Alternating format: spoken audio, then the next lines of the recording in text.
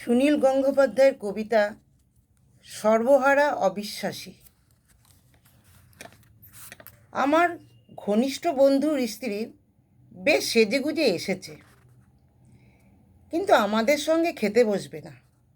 তার আজ যে নীলষষ্ঠী। যৌবন বয়সে এই নিয়ে কত না চটুল রঙ্গ করতাম।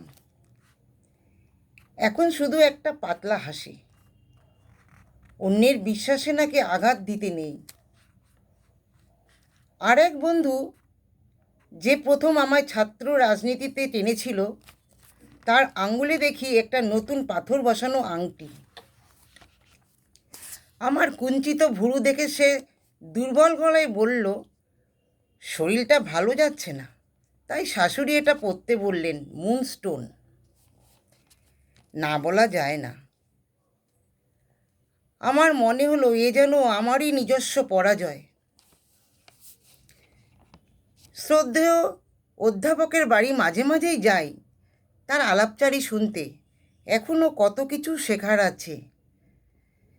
আজই প্রথম দেখলাম তার দরজার পিছন দিকে গণেশের মূর্তি আটকানো। প্রশ্ন করিনি, তিনি নিজেই জানালেন, দক্ষিণ ভারত থেকে ছেলে এনেছে। কি দারুণ কাজ না?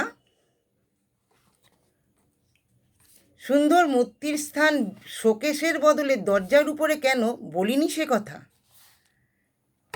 সেই ফক্কুরির সময় বয়স আর নেই।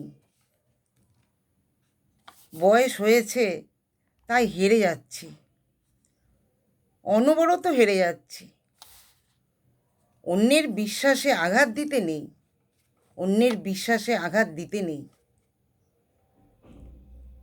চতুর্দিকে এত বিশ্বাস দিন দিন বেড়ে যাচ্ছে, কত রকম বিশ্বাস।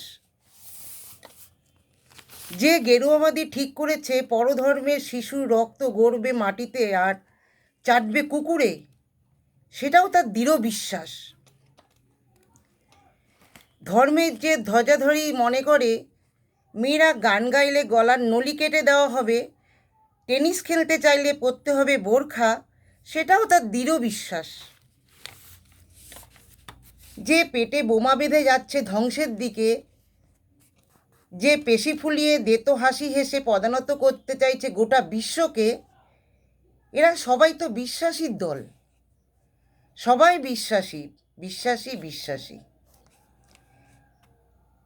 একবার ভাঙা গলায় বলতে ইচ্ছে করে, অবিশ্বাসীর দল জাগো, দুনিয়ার সর্বহারা অবিশ্বাসীরা এক হও।